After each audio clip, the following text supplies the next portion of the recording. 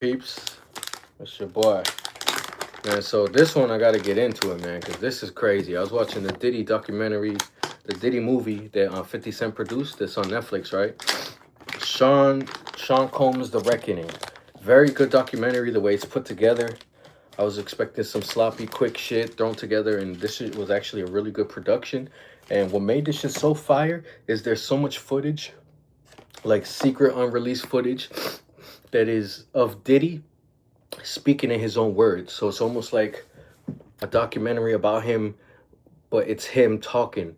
It's not like mostly other people talking. It's a lot of Diddy footage, raw, him saying shit. You seeing how he thinks, how he acted, how he moves. You know what I mean? So that added to the random footage that we've already seen before is having all this new footage. So it's a pretty dope shit. I found out a bunch of shit because it's not just like straight to like let's just talk about his bad shit. It's very like detailed with his rise, his history, how he became who he is, and you learn a lot of shit in this documentary. And one thing that I learned that I had no idea about was the fact that Diddy really became famous because of a tragic event, because of something that happened where a lot of people died, and that is what helped him become famous. That is what helped him get his name popular. Because number one, he was just a kid that was trying to get into the music game, and he got a chance to be what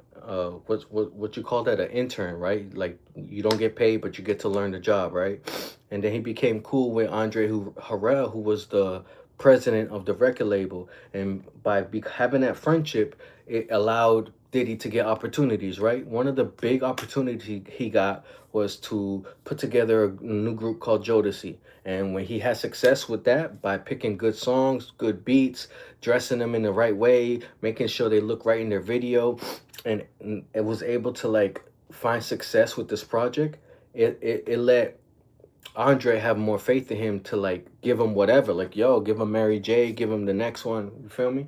So at this point, Diddy was like, people hearing about him, people knowing about him, but not nothing too crazy yet, right? And he was doing parties at the same time, like helping promote the parties. That all the big artists would be at these parties, and they would always have media and video coverage of these parties, right? So he would always be like, "Hey, this is Puffy. I'm the one putting together this party." So his name started circulating more and more. But what happened was there was this one party they were gonna do with Heavy D, who was this other artist, and Al B. Shore was another big artist, all on his label. They were gonna have like this big performance at this school, right? So Diddy was the one promoting it on TV, passing out flyers, whatever he had to do to get people to come to this event. And what happened is Diddy over promoted it, overhyped it, and went way too hard. And the shit was so many people showed up to this event, and a lot of these people couldn't buy tickets because the tickets sold out. So now you have inside of school, they're playing basketball, right? It's like a basketball show, rappers and performers, and a basketball game, right?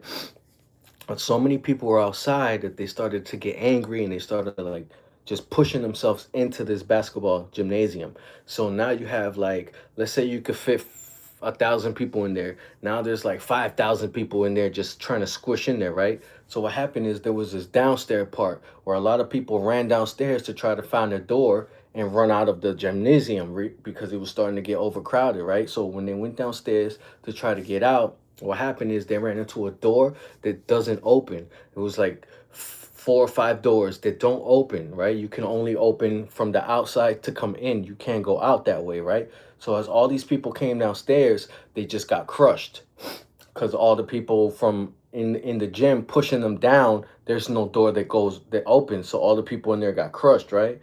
So you have a whole bunch of people just die out of nowhere, like fucking. There's bodies everywhere, fucking 5, 6 people dead in body bags. Other people's hurt. They're carrying people on their shoulders. People are crying, like a just a crazy melee, right? And there's even raw footage of Diddy walking around like a ghost, like just so lost in the middle of like being like, what is happening? How's this possible, right? And in that moment, what happened is that shit went crazy all over the news. People are talking about it. Oh my God, there's this party and all these people died, and the shit went viral all over the country. And what happened is Diddy was the name that was attached to it, like event put together by Puff Daddy turns tragic, right? But having his name in the news like that is what made everybody know about the name Puff Daddy. And I had no idea about this, right? And even Diddy himself said, he's like, yeah, man, I became famous from a tragic event and shit. And that was crazy to me. Like I had to stop the movie right there and look at my girl and be like, damn, yo, imagine that. Imagine being like, you finally get your moment, you finally get your blessing, you finally get the thing that is you've been waiting for, and imagine having to receive it in that kind of way where it's like, but it's because a bunch of death and blood is the reason why you're gonna get into fame. You know what I'm trying to say? Like, would that bother you, or would you be able to like, whatever, nah, fuck it, I'm famous now.